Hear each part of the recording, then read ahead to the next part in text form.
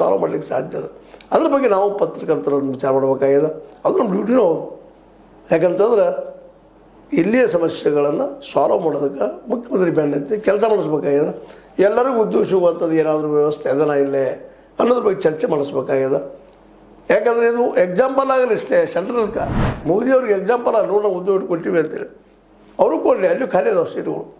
ಮೋದಿಯವ್ರದ್ದೇನು ಸಾಮಾನ್ಯ ಇಲ್ಲ, ಅವರು ಪ್ರತಿ ವರ್ಷ 2 ಕೋಟಿ ಉದ್ಯೋಗ ಕೊಡ್ತಾರೆ ಅನ್ನೋದು ಕೊಟ್ರೆ ಅದನ್ನು ಕೇಳಿ, ಇವ್ರನ್ನೂ ಕೇಳಿ, ಇಬ್ಬರನ್ನೂ ಕೇಳಿ. ಅದಕ್ಕೆ ಉತ್ತರವಾಗಿ ಇವ್ರಿಗೆ ಈಗ 36,000 56,000 ಹುಡುಗರು ತೊಗೊಳಿಕತ್ತಿದ್ದಾರೆ, ಮತ್ತೆ ತೊಗೊಳಿಕತ್ತಿದ್ದಾರೆ. ಇವಂದ್ರೆ ಸಮಾಧಾನಕರವಾದ ಡೆವಲಪ್ಮೆಂಟ್ಗಳು ಅನ್ನಿಸ್ತಾವೆ. ಹೀಗಾಗಿ ಇವತ್ತು ಕಾಂಗ್ರೆಸ್ ಹೈಕಮಾಂಡ್ ನಿರ್ಧಾರಕ್ಕೆ ಬಂದದ, ಈ ಸದ್ದಂತೆ ಮುಖ್ಯಮಂತ್ರಿ ಬದಲಾವಣೆ ಇಲ್ಲ, ಅವರೆಲ್ಲರೂ ಕೆಲಸ ಮಾಡಲಿ. ಇನ್ನು 2 ವರ್ಷ ಅಲ್ರಿ ಅದು ಆಳ್ತೈತಿ. ಆನಂತರ ಮತ್ತು 2 ವರ್ಷ ಆದ್ರೆ ಏನು ಮಾಡೋರು ನಮ್ಮ ಡಿ ಕೆ ಶಿವಕುಮಾರ್ ಅವರು ಸಿದ್ದರಾಮಯ್ಯಗಿಂದು ಉತ್ತಮವಾದಂಥ ಬಜೆಟ್ ಕೊಡ್ಲಿಕ್ಕೆ ಸಾಧ್ಯ ಇದೆನಾ? ಜನರಿಗೆ ಅನುಕೂಲ ಆಗುವಂಥ ಕೆಲಸಗಳನ್ನು ಮಾಡಲಿಕ್ಕೆ ಸಾಧ್ಯ ಇದೆನಾ? ಭಾಳ ಕಷ್ಟ ಹೇಳೋದು.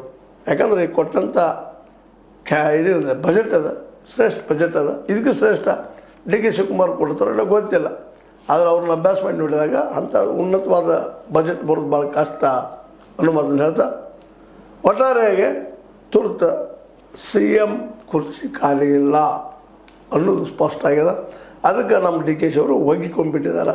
ಬರಲಪ್ಪ, ಬರುವ ದಿನೊಮ್ಮೆ ಬರುವ ಕಾಲಕ್ಕೆ ಬಹುದು ಬಯಕೆ ಬರುವುದರ ಕನಸನ್ನೇ ಕಾಣು ಅಂತೇಳಿ ನಮ್ಮ ಹಲಸಂಗಿ ಚನ್ನಮಲ್ಲರು ಹೇಳಿದ ಮಾತು ಈ ಸಂದರ್ಭದಲ್ಲಿ ಅನುಮರಿಸ್ಕೊಂಡು ಹೋಗ್ತಾರೆ ಕಾಣ್ತೈತಿ ಅನ್ನೋ ಮಾತನ್ನು ಹೇಳ್ತಾ, ಇದು ನಿಮ್ಮ ಲೈಕ್ ಆಗಿರ್ಬೋದು, ಲೈಕ್ ಮಾಡಿ, ಶೇರ್ ಮಾಡಿ, ಕಾಮೆಂಟ್ ಮಾಡಿ, ಜೊತೆಗೆ ಸಬ್ಸ್ಕ್ರೈಬ್ ತಿಳಿಸ್ಬಿಟ್ಟು H16 ನ್ಯೂಸ್ ಅರ್ಥ ಸೀತಾರಾಮ್ ಇದು ಸತ್ಯದ ಕೈಗರಣಿ ವಂದನೆಗಳು.